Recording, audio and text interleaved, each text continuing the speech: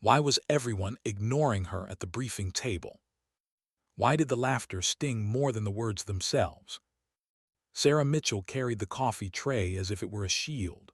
The porcelain cups rattled against each other, a thin, fragile sound swallowed by the deeper echoes of boots, clipped commands, and the sharp bark of men who thought they owned every hallway in the Pentagon. She was small, 5'4" in boots that had long since lost their shine, and every inch of her presence was designed to be forgettable. That was the point. "Move it, coffee girl." Colonel Marcus Webb's voice boomed, cutting the air in two. His broad shoulder brushed past her deliberately, jolting the tray. Hot liquid sloshed against porcelain. She muttered an apology, eyes locked on the floor's immaculate marble tiles, not daring to meet his gaze. He didn't look back anyway. He never did. They all thought she was nobody. And in a way that suited her. But tonight, in less than 20 minutes, the ring she wore beneath her gloves would betray everything. The laughter came next, as it always did. Major Brad Stevens, tall, handsome, always with that smirk that made cruelty look like charisma. "Cafeteria's down the hall, sweetheart. This room is for people who actually fight." A ripple of chuckles followed, bouncing between polished uniforms and gleaming badges. They laughed because they believed they knew her. They laughed because they couldn't imagine what she had already survived. Sarah adjusted her grip on the tray, steady despite the tremor she buried in her wrist. She didn't look up, didn't defend herself, didn't try to correct them, because silence was safer. Silence had kept her alive long after the world declared her dead. And yet silence burned. The voices of her past pressed against the walls of her memory. Her mother's gentle call from the night before, "When are you getting that promotion, honey?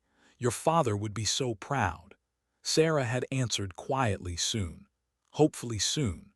But here, surrounded by arrogance dressed up as authority, soon felt like a word made for other people. The tray reached the briefing room. The doors swung open. A theater of power lay beyond polished oak tables, screens alive with satellite images, maps stretched out like veins across continents.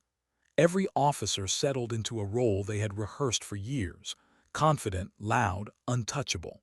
Sarah walked the perimeter with her coffee service, invisible until they needed her hands. Colonel Webb knocked over a stack of documents without even glancing up. Classified reports scattered across the carpet. "Clean that up. Women belong in logistics, not combat planning. If you spent less time playing soldier and more time learning your actual job, we wouldn't have this mess." Their laughter was casual, habitual. She knelt, gathering the papers with hands that didn't shake, "Not here, not now." Her eyes skimmed the text as naturally as breathing. One page, two, three, and then something. A single detail. A line of intelligence that shouldn't have been there, a leak waiting to bleed soldiers' lives into foreign soil. Her mind recorded it instantly. Photographic memory, another gift she kept hidden.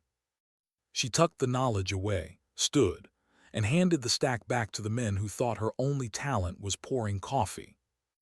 Then Major Stevens clapped his hands, grinning. "Let's put her to work properly. Mitchell, you're on serving duty for today's briefing. Let the men handle the real military business." Her jaw tightened. She gave the smallest of nods. "Yes, sir." And then, obediently, she poured their coffee. The conversation around the table sharpened, shifting into the cadence of military planning. Words like counterinsurgency, tactical advantage, asymmetric warfare rolled off their tongues. To them, it was vocabulary. To Sarah, it was memory, heat, dust, blood in the sand. She knew the valley they spoke of, knew the mountains that chewed up careless soldiers and left nothing but silence in their wake. And she knew, with a certainty that chilled her bones, that they were wrong. Lieutenant Morrison, the youngest and cockiest, tapped a satellite feed on the screen. "Taliban forces in this sector operate according to predictable patterns, standard asymmetric warfare, nothing new." His tone dripped with certainty. Sarah gripped the handle of the coffee pot until her knuckles blanched white. Predictable patterns. He hadn't seen what she had seen. He hadn't walked among villages where silence itself was a weapon, where eyes in the mountains carried rifles, drones, encrypted radios. He didn't know the new tricks, the borrowed technology, the strategies woven in shadows. She opened her mouth, just enough to whisper, "Sir." Coffee getting cold, Stevens cut in, snapping the room back to laughter. Nobody asked the help for tactical advice. Heat rose up Sarah's neck. She withdrew into silence, into the corner of the room where she could breathe without being watched. She set down the pot, the laughter echoing in her ears like gunfire in a canyon. But her mind wouldn't stop, wouldn't shut down. It replayed every word of the operation, every assumption they had made. Wrong, wrong, deadly wrong. Soldiers would die if this plan stood. She had been taught to endure mockery. She had been trained to survive invisibility. But nothing had prepared her for this, to stand still, silent, while arrogance wrote death into a strategy. And still she stayed quiet. Lieutenant Emma Walsh noticed. Young, fresh out of the academy, nervous in the presence of seasoned officers. Her eyes darted to Sarah, lingered. She had seen it, the way Sarah's expression flickered at Morrison's words, the way her movements betrayed suppressed knowledge. Curiosity burned behind her gaze. During the recess, Emma approached cautiously. "Excuse me, Mitchell," she whispered near the coffee station. "You looked concerned back in there." Sarah's defenses went up immediately. She kept her face still, her voice soft. "Just focused on my job." "That's not what I mean," Emma pressed. "When Morrison spoke about the parameters, you changed. You looked like you knew something he didn't." For a heartbeat, Sarah almost said it, almost broke her silence. But old conditioning pulled her back. The rule that had kept her alive through shadows and cover identities: reveal nothing unless there is no other choice. "I'm sure the lieutenant knows what he's talking about," Sarah murmured. "I'm just here to serve coffee." Emma didn't believe her. The doubt lingered in her eyes, unspoken but heavy. And Sarah felt the weight of it, the weight of being seen when she had built her life around being invisible. The recess ended. The briefing resumed. And Sarah took her place against the wall, back in the role of silence. The officers launched a simulation of their plan, confident and loud. The screens lit up with battlefield projections. And almost immediately, everything fell apart. The enemy adapted faster than their models predicted. They shifted, countered, used terrain as a weapon. American forces were funneled into kill zones. Casualties climbed. On screen, pixelated lives ended one by one, swallowed by a war these men thought they understood. Sarah's fingers tapped against her leg. A rhythm, not nervousness, timing. A memory of operations where seconds meant survival, where every beat of the clock carried the weight of lives. Colonel Webb cursed. "Reset the sim, there must be an error." But there was no error. The only error was arrogance. And Sarah knew she could fix it. She knew the truth these men couldn't see. The words pressed against her throat, demanding release. She stepped forward. Her voice was soft, but it cut through the noise like steel. "Sir, permission to suggest an alternative approach." The room froze, eyes turned. Disbelief spread across their faces like wildfire. The coffee girl had spoken. Did she understand what she had just done? Sarah stood steady, calm, as every instinct screamed at her to retreat. But this time, silence was not an option. This time, she could not let pride march soldiers to their deaths. "Sit down," Webb barked. "This isn't the time for amateur theories." Her gaze didn't waver. The simulation fails because the enemy profile is outdated. These forces aren't standard insurgents anymore. They've evolved. And if you go in like this, you'll walk straight into a trap. Silence. Then Lieutenant Morrison's sharp laugh. "And how would you know that?" Because she had been there. Because she had bled there. Because the ring beneath her gloves bore the truth of who she was. Her reply came soft, steady, unshakable. "Because I've seen what they can do, up close." The room's breath caught. The officers stared. And the walls Sarah had built around her identity, the silence, the invisibility cracked with that one sentence.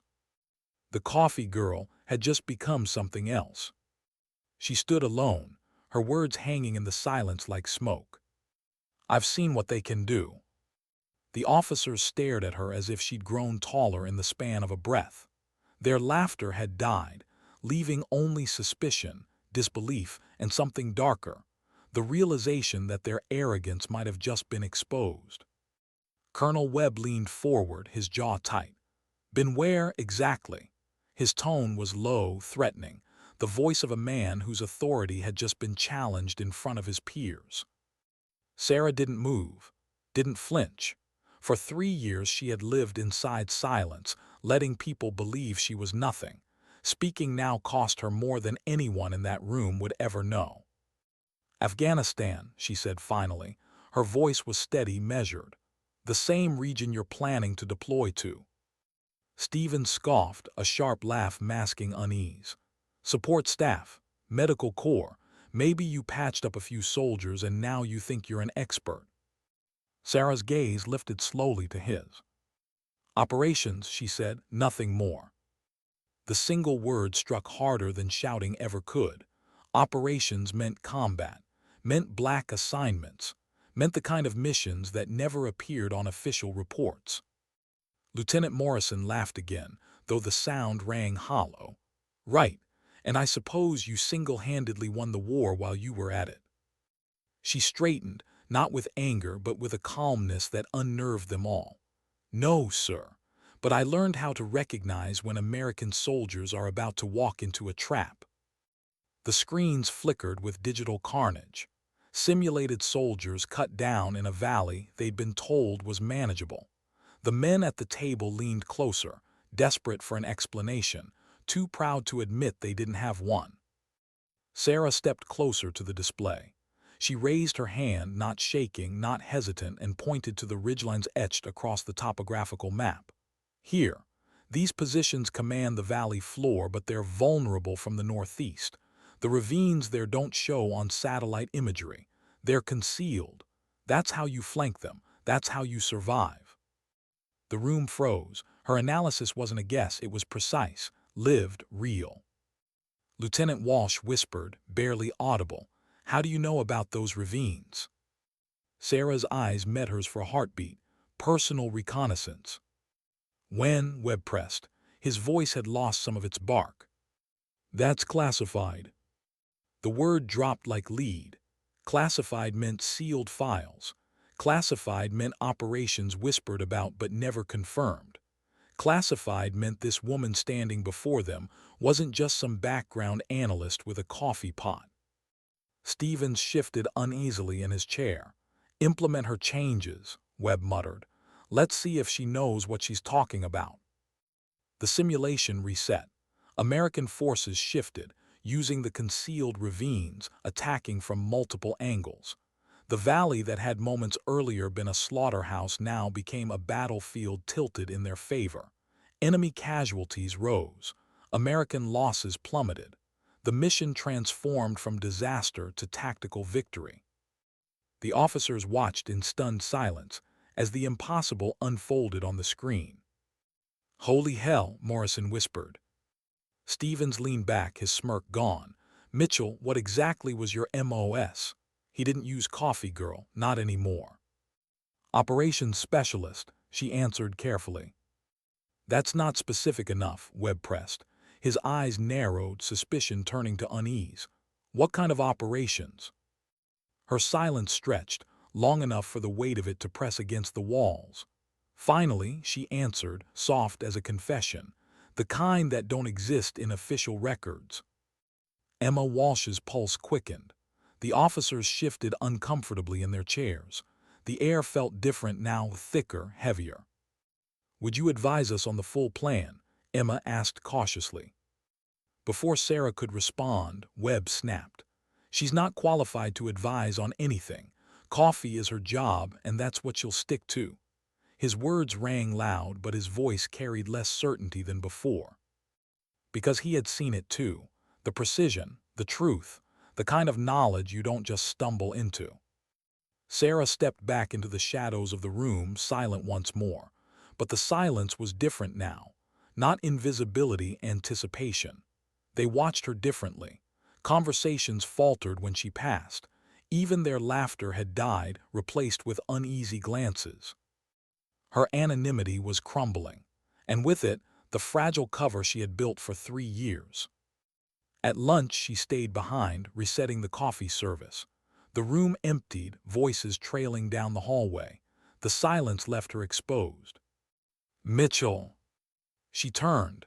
Lieutenant Walsh stood in the doorway, hesitant but determined. Yes, ma'am. Are you who you say you are? The question landed like a blade. Sarah held her breath. She had rehearsed this denial countless times. She could smile, deflect, make a joke, but Emma's eyes, they weren't mocking. They were searching, respectful. That's a complicated question, ma'am, Sarah said softly. I'm willing to listen to a complicated answer. For a long moment, Sarah studied her. No hidden agenda, no cruelty, just curiosity and maybe the beginnings of trust. Some of us serve in ways that don't fit neatly into categories, Sarah said at last. Some service requires giving up everything, even your identity, to protect people who will never know your name. That sounds lonely, Emma whispered. It is, Sarah admitted, but necessary. Footsteps interrupted them. Webb and Stevens returning, their laughter filling the hall. Emma stepped aside, but her eyes stayed on Sarah. She wasn't convinced. She wasn't letting this go. The afternoon briefing began. Sarah poured coffee, stood in corners, listened. The plans unfolded across the screens, riddled with mistakes she could see but couldn't correct. Her silence felt heavier now, like complicity. Soldiers would pay for arrogance she couldn't challenge without burning her cover completely. Her chest ached with the conflict. Speak and she'd be exposed. Stay quiet and men would die.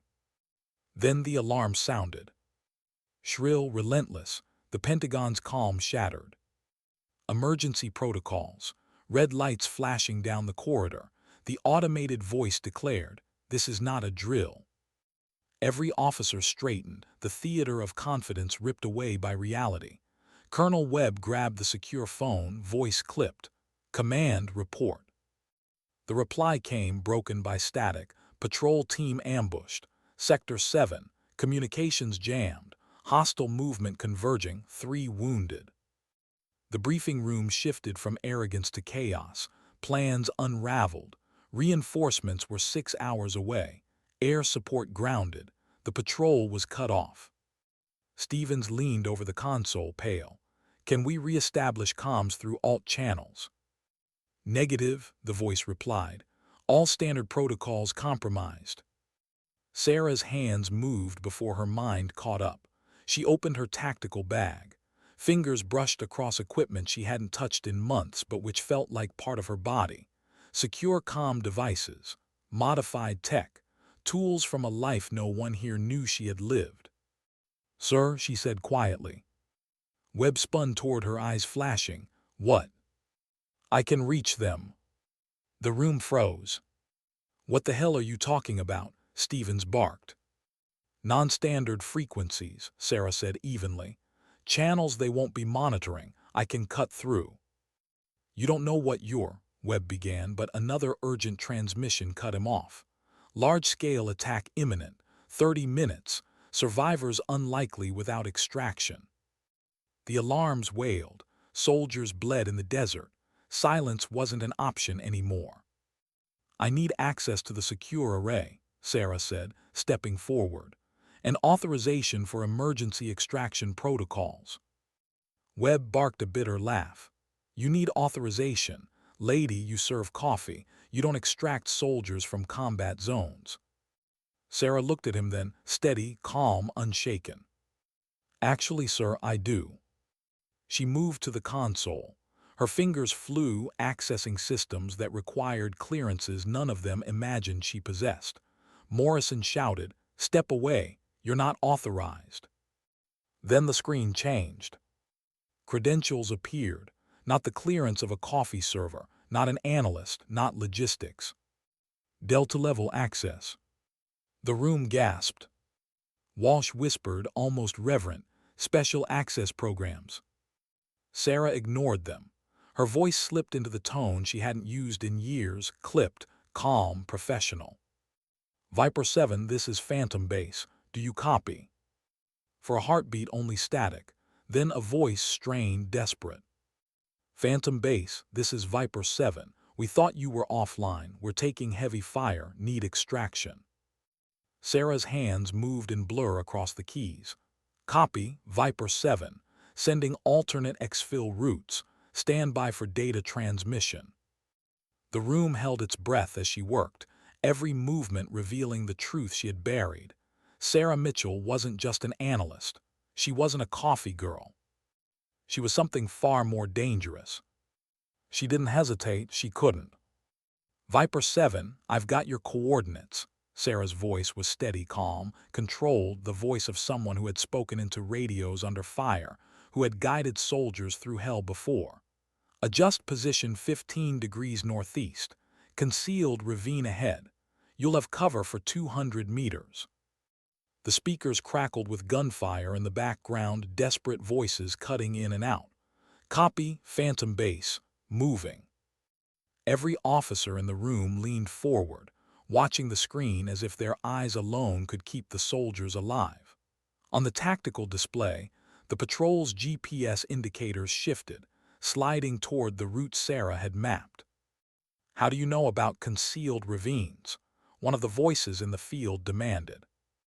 Because I've used them before, Sarah answered without missing a beat.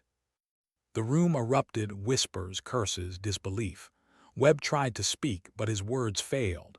Stevens rubbed his temples. Morrison leaned so close to the screen his breath fogged the glass. Sarah didn't acknowledge them. Her world had narrowed to the console and the voices in her ear. Viper 7, enemy patrol shifting left. Hold position 10 seconds, then advance. Timing is critical. 10 seconds. The room was silent except for the sound of gunfire and breathing. Every tick of the clock was a weight pressing down on their chests. Then the patrol moved. Enemy fire cut the air behind them, missing by seconds. Jesus, Stevens muttered under his breath. The soldiers reached the ravine, sheltered for the first time since the ambush began. Their voices came through, ragged but alive. Phantom Base were at Checkpoint Alpha, clear of immediate contact. Relief swept through the room, but Sarah didn't slow. Extraction birds inbound. ETA 12 minutes, hold position, maintain concealment. Understood, Phantom Base. Whoever you are, thank you. The transmission ended. The silence that followed wasn't relief, it was awe. Every man in that room had mocked her, laughed at her, called her coffee girl. Now they had watched her coordinate an extraction with the precision of a seasoned handler. Not a guess, not luck, skill, hard-earned and undeniable. Her hands trembled only slightly as she leaned back from the console. The adrenaline rush was crashing now, but her eyes were steady, her voice calm. They'll make it, if the birds stay on schedule. Colonel Webb stared at her as if seeing her for the first time. Mitchell, how are you accessing these systems? Those codes, that's Delta-level clearance. Sarah met his eyes. Because I have Delta-level clearance, sir. The words hit like a detonation. The briefing room reeled. Delta Force, the most elite, most secretive warriors the Army had ever produced. Fewer than 300 with clearance at that level, and their so-called coffee girl had just admitted she was one of them. That's impossible, Stevens whispered, but his voice lacked conviction. Morrison's face had gone pale. His arrogance was gone, replaced by something like fear. What the hell are you? He asked, but it wasn't mockery anymore. It was genuine. Sarah didn't answer, not yet. She turned back to the screen, monitoring the extraction. Viper 7 status. Phantom Base, all wounded accounted for. Birds inbound, holding position. Copy, you're almost home. Stay silent, stay low. I'll monitor until you're clear. When the helicopters arrived and lifted the wounded out, When the last desperate voice confirmed they were safe, Sarah finally closed the channel. She exhaled slowly, a soldier's sigh, the kind you let out only when you know death has passed you by. The room remained frozen, 20 pairs of eyes locked on her. None of them spoke, as though afraid words might shatter the fragile reality they had just witnessed. Then the door opened.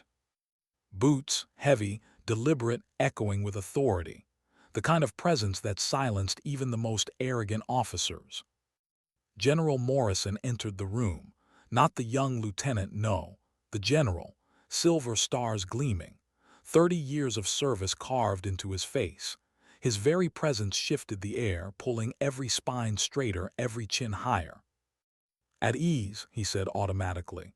Then his eyes found Sarah. He stopped mid-step. His face changed, confusion, recognition, something almost like grief. "Gentlemen," he said slowly, his gaze never leaving her, "I need to speak with Captain Mitchell, alone." The officers glanced at each other. Webb opened his mouth to protest, but the general's voice cut him down. That wasn't a request. One by one they filed out. Stevens pale and shaken, Morrison silent for once, Webb red-faced but wordless.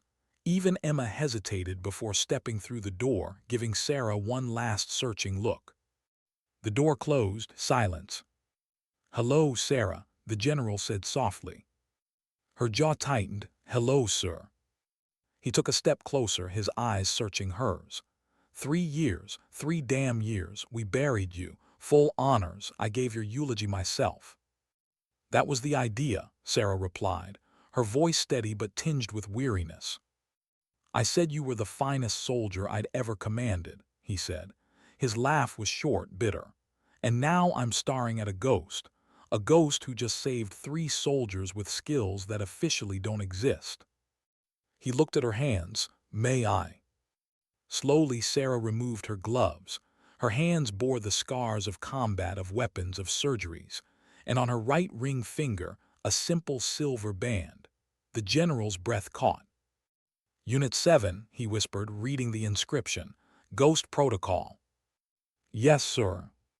For a moment the man who had commanded thousands held her hand as if it were something sacred. His voice dropped to almost a whisper. "We searched the blast site for months. There was nothing left, nothing to suggest anyone survived." "I almost didn't," Sarah said. Her tone was flat, but the weight behind it was immeasurable. 8 months in hospitals. By the time I could walk again, the unit was gone, disbanded, records sealed, so I disappeared. "Sarah Mitchell, quiet intelligence officer," he nodded slowly. "Forgettable, invisible, a ghost among the living." She didn't argue, he already knew. He released her hand, stepped back, his voice shifting to something formal. "Captain Mitchell, by the authority vested in me by the Department of Defense, I am reinstating you to your previous classification, effective immediately." Her eyes flickered. "General, my current assignment." "You don't get a choice," he interrupted, his voice steel. "Your skills are a strategic asset. You've been hiding in plain sight, and that ends now." She looked away, jaw tight. The anonymity she had built, the fragile safety she had carved out of invisibility, it was gone. Morrison didn't give her time to argue. He turned, opened the door, and called the officers back in.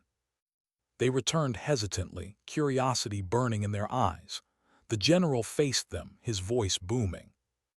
"Gentlemen, allow me to introduce Captain Sarah Mitchell, Operator 7, Ghost Protocol, Delta Force Special Operations." The silence that followed was suffocating. Webb sat down heavily. Stevens' mouth fell open. Morrison's face drained of color. Emma stared at Sarah like she was seeing a living legend. "For the past 3 years," the general continued, "Captain Mitchell has served quietly, recovering from injuries sustained during an operation that saved 43 American lives and prevented a terrorist attack that could have killed thousands. Her record remains classified. But make no mistake, she is the most decorated soldier currently serving in the United States Army, even if her medals will never appear in public." The weight of it pressed down on the room. The same men who had mocked her hours earlier now sat speechless before the truth. And Sarah stood there, silent as ever, the silver ring glinting under the briefing room lights. Why did they look at her differently now? Was it respect or was it fear? Sarah could feel the weight of their eyes.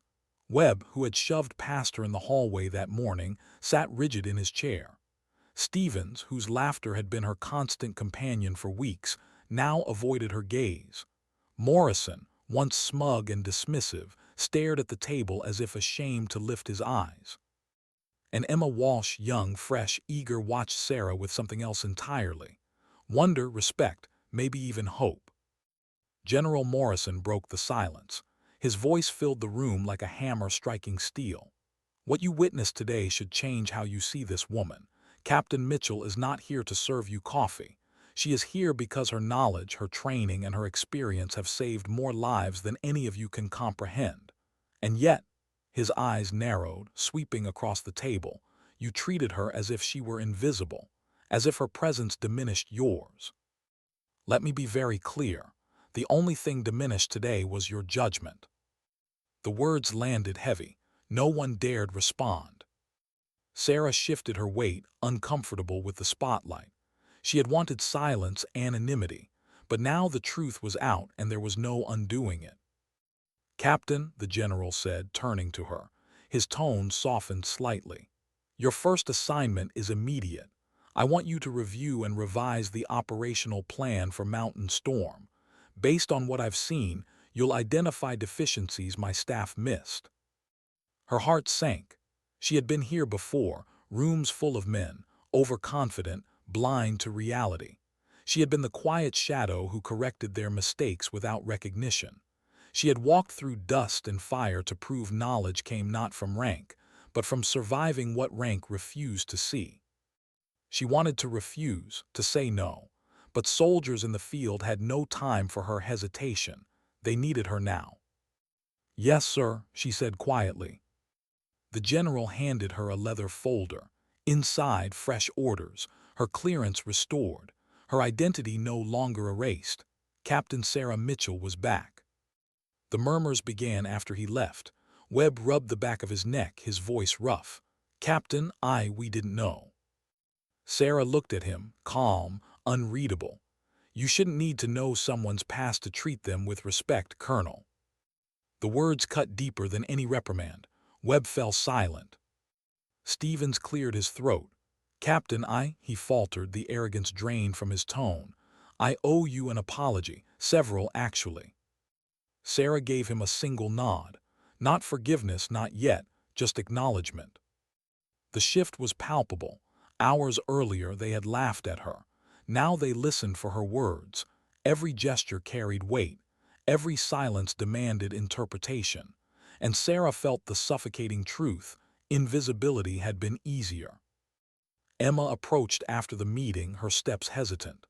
Captain, if you don't mind me saying, I knew there was something different about you.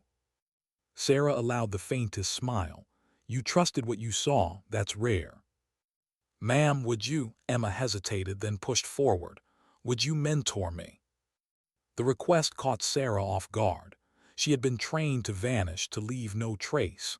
Mentorship meant attachment. It meant responsibility beyond the mission. And yet, something in Emma's eyes reminded her of herself years ago, before the shadows claimed her. We'll see, Sarah said softly. The next days blurred into long hours.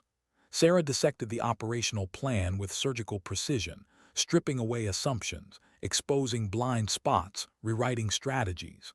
Where others saw lines on maps, she saw memories. Narrow passes that turned into killing fields, villages where silence hid ambushes, rivers that swallowed careless soldiers whole. She wrote from scars, not theories, and slowly the room began to change. Colonel Webb requested transfer to a training command. Stevens underwent sensitivity training, his arrogance cracked. Morrison dove into advanced coursework, humbled by how quickly Sarah exposed his outdated assumptions. Emma thrived under Sarah's quiet guidance, absorbing every word, every lesson. The younger officer's questions were sharp, her willingness to learn genuine. Sarah found herself giving pieces of wisdom she thought she'd buried forever. How to read terrain like language, how to measure silence as carefully as sound, how to survive not for glory, but for the soldier standing next to you. But with every step back into visibility, Sarah felt the tension tightening inside her. She had built a life of anonymity for a reason. The light was dangerous. The shadows had kept her safe. One evening, after a 14-hour planning session, she stood alone in her quarters. The silver ring glinted on her finger, the inscription catching the dim light. Ghost Protocol. A life buried but never dead. Her phone buzzed.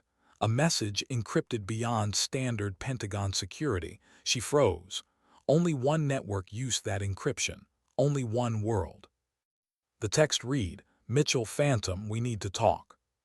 Her stomach tightened. Phantom, a call sign long buried, a ghost calling to a ghost.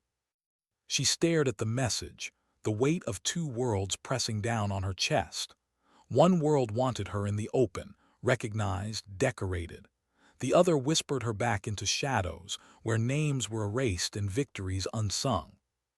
Her reflection in the mirror showed both women at once. The invisible coffee girl, the legendary operator, and somewhere in between, the soldier who simply wanted to serve without losing herself. For the first time in years, Sarah felt the ground shift beneath her feet. The life she thought she had chosen wasn't entirely hers anymore, and the ghosts she thought she'd left behind were stirring. Sometimes, she thought, silence isn't protection. Sometimes silence is only the pause before the storm. Why did the message feel colder than the night itself? Why did a single word, phantom, unravel everything she had rebuilt? Sarah stared at the encrypted text glowing on her phone. Her room was quiet, the hum of Pentagon air vents the only sound. The words pulsed back at her, impossible, undeniable. "Mitchell, Phantom, we need to talk." No one should have used that name. No one alive anyway. Her pulse quickened. She looked around the small apartment she had finally allowed herself to build, books stacked neatly on the shelf, commendations in frames, a photo of her with General Morrison after her reinstatement. The life of a soldier in daylight, recognized, seen. But this message came from the dark, from the part of her life that had been declared dead. The phone buzzed again. A voice followed, quiet and distorted. "Phantom, there's a car outside. You have 5 minutes." Her heart slammed against her ribs. She moved to the window, pulling the blinds just enough to see. A black sedan idled at the curb, exhaust curling in the cold night air. Headlights dim, engine running, waiting. She whispered to herself, a soldier's reflex. Options, risks, outcomes. If she stayed, she would walk into her promotion ceremony, accept the new position Morrison had arranged for her, and finally lead openly. She could mentor officers like Emma, fix the broken planning from within, leave behind the ghosts that never gave medals. If she left, she would vanish again. Another cover, another silence, another mission that would never exist in official records. Her hand touched the silver ring on her finger. Unit 7, Ghost Protocol. She remembered the oath spoken years ago. We don't retire, we don't rest. We serve until the mission is done. And some missions, she knew, never ended. She picked up her tactical bag, the same one she had carried through dust and blood, through cities that burned and valleys that swallowed men whole. Inside were the tools of a life she had sworn she'd left behind. Her phone buzzed once more. 2 minutes, Phantom, with or without you. Sarah took a breath, turned off the lights, locked the door, and walked down the stairs into the night. The sedan's passenger door opened without a word. She slid inside. The air smelled of leather and secrets. The windows were tinted dark, the interior lights dead. Only shadows filled the back seat. "You're wondering if you made the right choice," the voice said softly. Male, calm, familiar. "I'm wondering," Sarah replied, her tone clipped, "why someone who's supposed to be dead is giving me orders." A low chuckle from the shadows. Death is a matter of perspective, Phantom. Official records don't always match operational reality. She narrowed her eyes.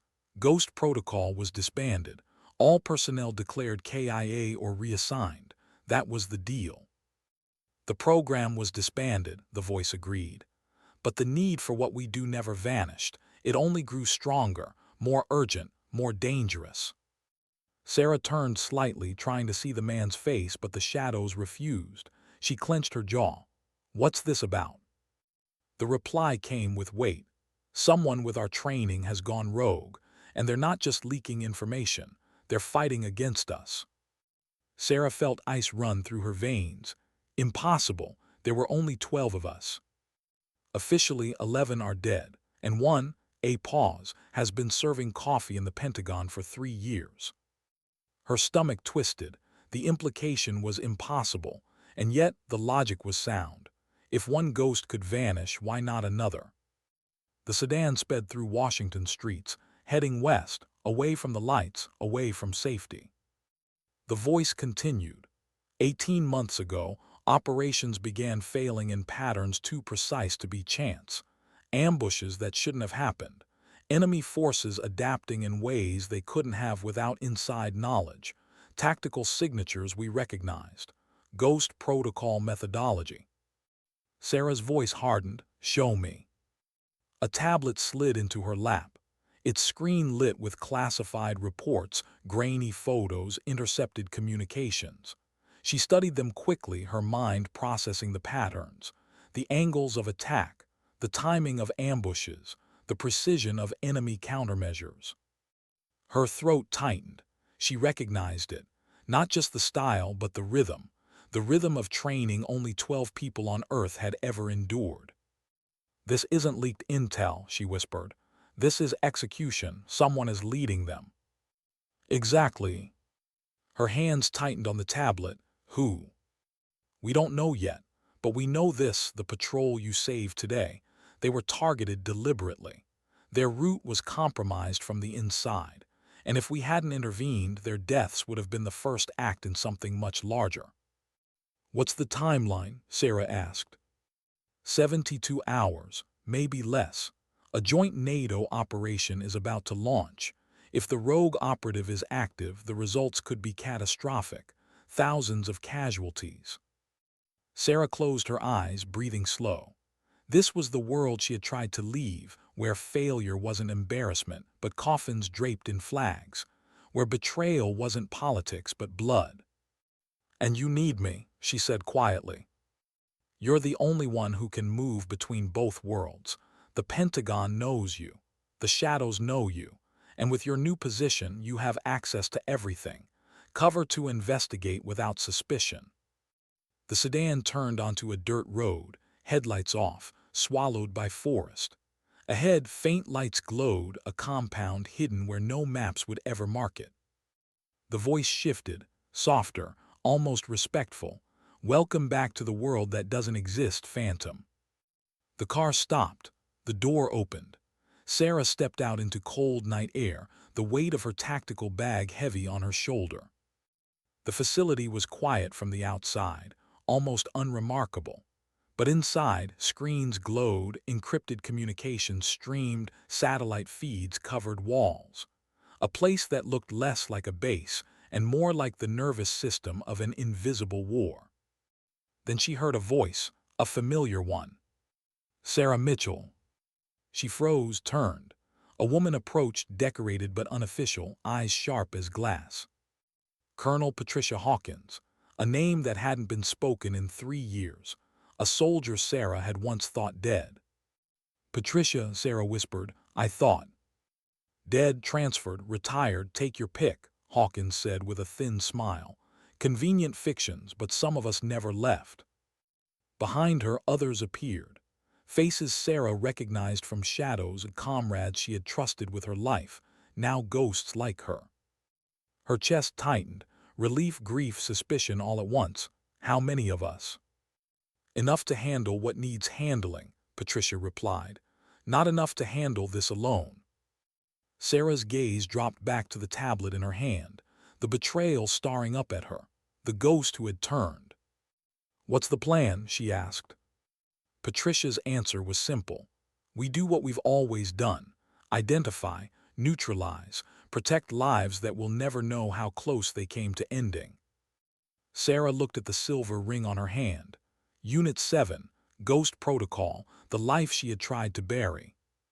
She knew the truth now. Ghosts didn't rest, not when betrayal walked among them. Not when one of their own had become the enemy. What did betrayal look like when it wore the same scars as you? When it carried the same training, the same blood oath? Sarah stood in the operations room, its walls covered in maps and satellite feeds. The glow of shifting coordinates bathed her face in cold light. Ghosts moved in and out of the room, operatives who had vanished from records years ago, living proof that the dead sometimes walked. She felt their eyes on her, weighing her return. Some welcomed her with nods of recognition. Others looked away, silent judgment lingering in the air. For them, she was the deserter, the one who had chosen to fade into daylight while they stayed buried. Colonel Hawkins broke the silence. "We've narrowed it down. 3 possible signatures. 3 operatives unaccounted for after the collapse of Ghost Protocol." Sarah's stomach clenched. She already knew the truth. She didn't need 3 files to tell her. She had seen it in the rhythm of ambushes, the cadence of movement. Training wasn't just skill. It was a fingerprint, and she had recognized it instantly. Still, she forced herself to look at the screens. The first file, Marcus Vale. Tall, precise, cold. A sniper with nerves of steel and the patience of a machine. Declared dead in Helmand Province, 2019. The second, Aaron Cade. Explosives, infiltration, unshakable loyalty, until the day the base went dark, officially missing. And the third, her breath caught. Lena Rourke, her partner once. Sharp mind, sharper instincts. A woman who had pulled Sarah out of fire when her own body had given up. The last face she had seen before the blast that had buried Unit 7. Declared KIA the same day Sarah was. Her chest tightened. The thought hit her like a blade. What if it's Lena? Hawkins' voice cut through. "We believe one of these 3 is alive and compromised. You know the training, you know the patterns. You'll help us confirm which one." Sarah kept her voice calm, but inside she felt a fracture forming. And then... The room was silent for a beat too long. Finally, Hawkins said it. "Then we neutralize." Neutralize, the polite word for execution. Sarah stared at the files, her jaw tight. The oath of Ghost Protocol echoed in her mind. No retreat, no surrender, no betrayal. But no one had spoken the words that followed. "If one of us breaks, the rest will hunt them." Her hands curled into fists. She had signed that oath. She had meant it, but she had never thought she would be asked to fulfill it. Hours blurred into days. Sarah immersed herself in the hunt, reading encrypted chatter, dissecting satellite paths, tracing weapons shipments and coded movements. She hardly slept. When she did, dreams came, broken images of Lena's voice shouting her name, Lena's hand pulling her out of rubble, Lena's eyes steady in the smoke. Emma's voice echoed too, softer, newer. "Would you mentor me?" 2 worlds pulling at her chest, one in the light, one in the shadows, and between them a truth she couldn't yet face. On the 3rd night, Sarah found the signature she had been waiting for. Buried in an intercepted message, a fragment of coded language only a ghost would recognize. A phrase whispered during training exercises, meaningless to anyone else. Her lips formed the words before she realized. "Ravens don't fly straight." Her chest tightened. It was Lena's phrase, her code, her tell. She leaned back, staring at the screen, numb. The ghost they were hunting wasn't Marcus or Aaron. It was Lena Rourke. Her friend, her sister-in-arms. The confirmation came the next day. Drone footage captured a convoy ambush in northern Syria, precision strikes, enemy forces moving with the kind of discipline that screamed training. At the center of it, a woman, masked but unmistakable in her gait. Sarah didn't need to see the face. She knew. "It's her," Hawkins said, no hesitation. "Rourke." Sarah swallowed hard but said nothing. The room buzzed with questions. Why had she turned? Who had recruited her? Was it ideology, money, betrayal? None of it mattered to command. To them she was a threat that needed to be erased. That night Sarah sat alone outside the compound, the cold biting her skin. She turned the silver ring on her finger, reading the inscription in the faint moonlight. Ghost Protocol. Unit 7. The promise they had all sworn to. She remembered the night Lena had given her the ring back after the blast, slipping it into her palm before disappearing into the dust. "You're not done yet, Sarah. None of us are." Now Lena was alive, and Lena had turned. The thought hollowed her chest. A shadow moved. Hawkins stepped out beside her, quiet. She didn't look at Sarah at first. "You confirmed it, didn't you?" Sarah's voice cracked slightly. "Yes." Hawkins nodded slowly. "Then you know what comes next." "I can't," Sarah whispered. "You can," Hawkins said firmly. "Because you're the only one who can get close to her. You two were bonded. She'll trust you at least long enough for us to end it." Sarah's eyes burned, but no tears came. "She saved my life." "And now she's destroying others," Hawkins said sharply. "Don't let your sentiment cloud your duty. You swore an oath." Sarah turned toward her, eyes cold. "So did she." For a moment silence hung between them. Then Hawkins' voice softened. "Phantom, sometimes the ones closest to us fall the hardest. That's why the oath exists, to protect the many, even if it means ending one."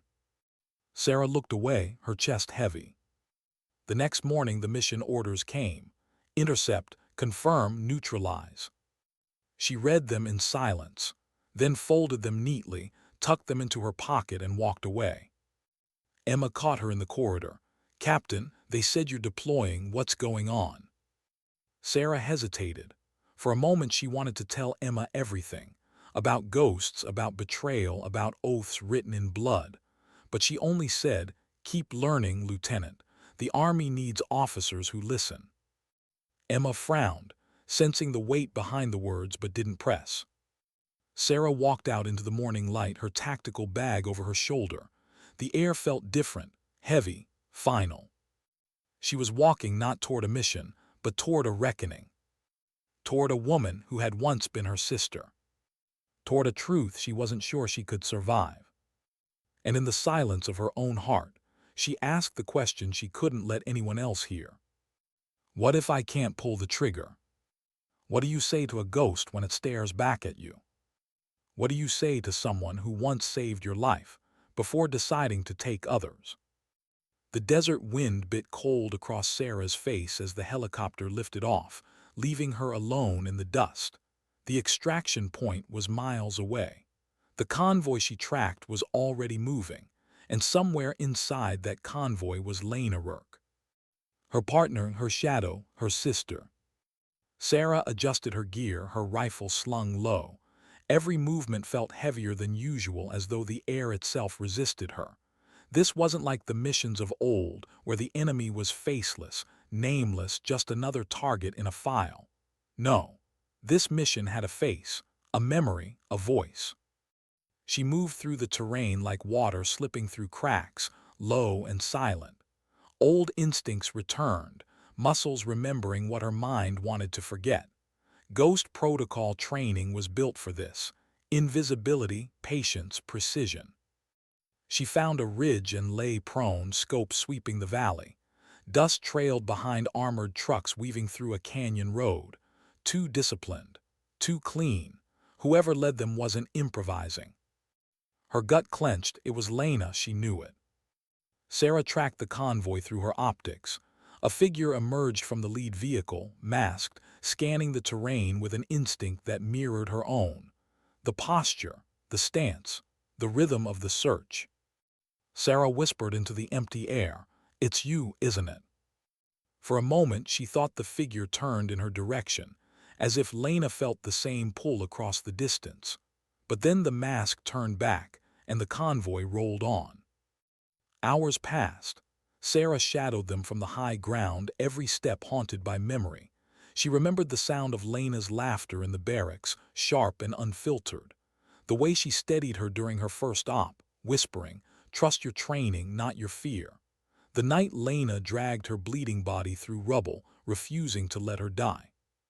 Now Sarah tracked her through a rifle scope, finger brushing the trigger. One shot, one end. But the trigger felt heavier than any weapon she'd carried. Her chest locked. She lowered the rifle. She couldn't, not yet. At dusk, the convoy stopped at a compound half buried in rock. Guards patrolled with precision, scanning in overlapping arcs. This wasn't chaos. This was military discipline, ghost protocol discipline. Sarah settled into the shadows, watching, waiting. Hours slipped by until a door opened and the masked woman stepped out. She moved with purpose, checked her perimeter, then pulled off the mask. The sight hit Sarah like a blow. Lena. Her hair shorter, her face harder, but it was her. No doubt. Her eyes burned with something Sarah hadn't seen before, conviction edged with steel. Sarah's breath caught in her throat. It wasn't just recognition, it was grief. She whispered, "Why?" though no one could hear her. Through her scope, she watched Lena speak to the guards.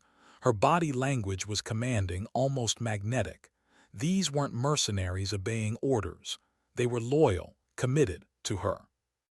Lena disappeared inside. Sarah shifted, every nerve screaming. She had enough intel. She could call Hawkins, request a strike. Drones, missiles, erasure. The mission would be complete. But her finger froze over the comm. Calling the strike meant never knowing, never asking the one question that burned inside her chest: why did you turn? Sarah waited until nightfall. She moved low, slipping through gaps, ghosting past guards who never sensed her. The compound walls loomed ahead, but she knew the blind spots because she would have designed them the same way. Inside, corridors twisted through rock. She moved silent, every sense sharpened. And then voices. One voice stopped her dead. "Lena." Sarah followed it to a dimly lit room. Papers spread across a table. Maps of NATO operations. Markers tracing future ambushes. And Lena standing over it all, sharp and resolute. Sarah stepped forward, slow, deliberate. Her rifle lowered, her breath steady. "Lena." The name slipped into the room like a ghost. Lena froze, her head snapped up. For a moment disbelief cut across her face, then recognition, and then a smile, not cruel, not mocking, something worse, familiar. "Sarah." Her voice hadn't changed, warm, sharp, human. "You're alive," Lena said almost gently. "So are you," Sarah replied. Silence stretched between them.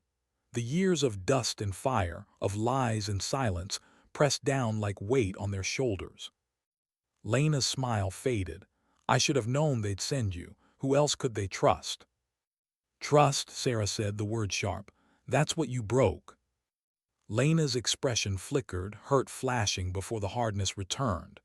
"I didn't break anything. I woke up, and if you saw what I've seen, you would too." Sarah's chest tightened. "I don't care about ideology. I care about the soldiers you've put in the ground. Americans, our own."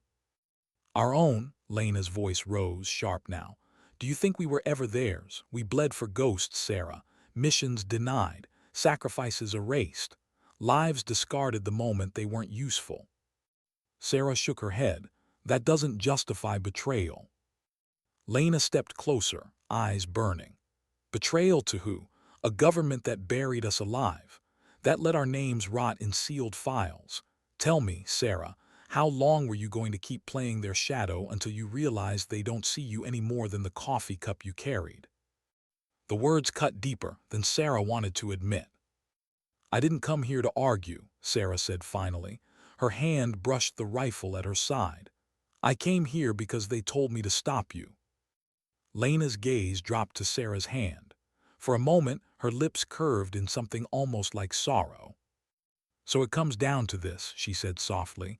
"The oath. One of us falls, the other ends it. Isn't that what we swore?" Sarah's throat closed. Her finger trembled against cold metal. But Lena didn't raise her weapon. She didn't even move to defend herself. She just looked at Sarah with eyes that still held memory, still held the bond they once had. "Can you do it?" Lena whispered. "Can you kill me?" The silence between them wasn't just silence. It was years of trust, nights of shared firelight, hands pulling each other through hell. Sarah's heart pounded, her weapon trembling in her grip. She saw two paths, both unbearable. And she realized something terrifying. She didn't know her answer. Could she really end her? Could she erase the only sister she'd ever had with the squeeze of a trigger? The weight of the rifle pressed against Sarah's hands. Her pulse roared in her ears. In her scope, Lena stood unarmed, her chest rising and falling with calm defiance. She wasn't reaching for a weapon. She wasn't running. She was simply waiting. "Go on," Lena whispered. "Do it, fulfill the oath." Sarah's throat locked. The words carved into her memory, spoken years ago by every ghost in training. "If one of us breaks, the rest will finish it."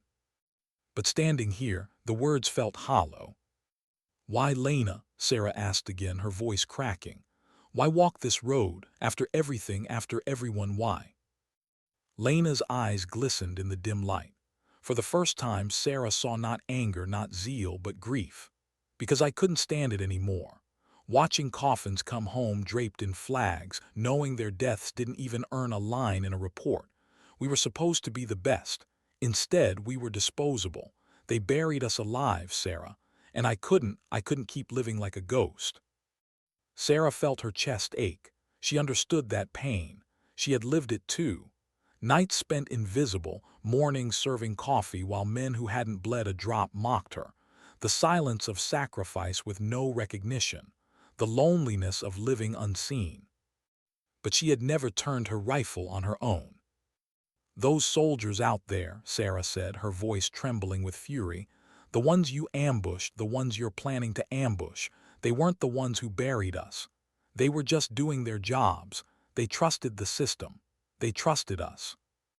"They trusted a lie," Lena shot back, "and lies deserve to burn." The silence that followed was suffocating. Sarah's finger tightened against the trigger. Lena's voice softened. "If you won't join me, then end it, because the only way this ends is with one of us in the ground." Sarah's breath caught. She saw it now, not just the enemy Lena had become, but the sister she had once loved. Both truths lived in the same body. Both demanded an answer. She lowered the rifle. Lena's eyes widened, confusion breaking her hardened mask. "You whoa." Sarah shook her head. "No, I won't kill what's left of you, and I won't join you either, but I will stop you, not with betrayal, not with a bullet, with something stronger." Lena stepped closer, searching Sarah's face. "Stronger? What's stronger than loyalty to the oath?" "Dignity," Sarah whispered. "The kind they can't bury, the kind that doesn't need medals or recognition, the kind that simply refuses to kneel to bitterness." For a moment, Lena faltered, a crack in her armor. Sarah saw the woman she had once known flicker through, like light through broken glass. Then footsteps thundered down the hall, shouts in the distance. Hawkins' voice barking orders. The compound had been breached. Lena's expression hardened again. She glanced toward the sound, then back at Sarah. "They're here for me. You brought them." "I didn't," Sarah said firmly. "But they came anyway, because they don't stop hunting ghosts." Lena's jaw tightened. She reached for her weapon. Sarah's heart lurched. Reflexively, her rifle rose. Two sisters, two ghosts, staring down barrels at each other. Then Lena did something unexpected. She lowered her gun. "Next time, Sarah," she said quietly. "Next time we meet, there won't be hesitation." Before Sarah could react, Lena hurled a flash charge at the ground. White light engulfed the room. When Sarah blinked the burn away, Lena was gone, vanished into the labyrinth of tunnels, swallowed by the night. Chaos followed. Hawkins' team stormed in, weapons drawn. Mitchell status. Sarah stood in the middle of the room, chest heaving, her rifle lowered. She forced her voice steady. Target engaged, escaped. She's alive. Hawkins cursed, barking orders to sweep the compound. But Sarah knew Lena was already gone. Later, when the dust settled and the compound was secure, Hawkins cornered her. You had her. Why didn't you finish it? Sarah met her eyes without flinching. Because sometimes killing isn't the victory, sometimes restraint is. Hawkins studied her, searching for weakness, but what she saw instead was resolve. Finally, she nodded, though her voice carried no softness. Next time, Mitchell, no hesitation. Sarah didn't answer. She knew there would be a next time, and she knew the question would return with it. What do you do when your sister becomes your enemy? The helicopter ride back was silent. Sarah stared out at the dark horizon, her reflection faint in the window. She touched the silver ring on her finger, tracing the words, Unit 7, Ghost Protocol. She thought of Emma, waiting in the daylight world, believing in a mentor who might not come back. She thought of Lena, swallowed by shadows, carrying the same scars but choosing a different path. And she thought of herself, caught between the two, neither ghost nor soldier, but something in between. Back at the Pentagon, the officers who once mocked her now fell silent when she entered. They treated her words as commands, not interruptions. They respected her, or at least feared her. But Sarah didn't seek their approval anymore.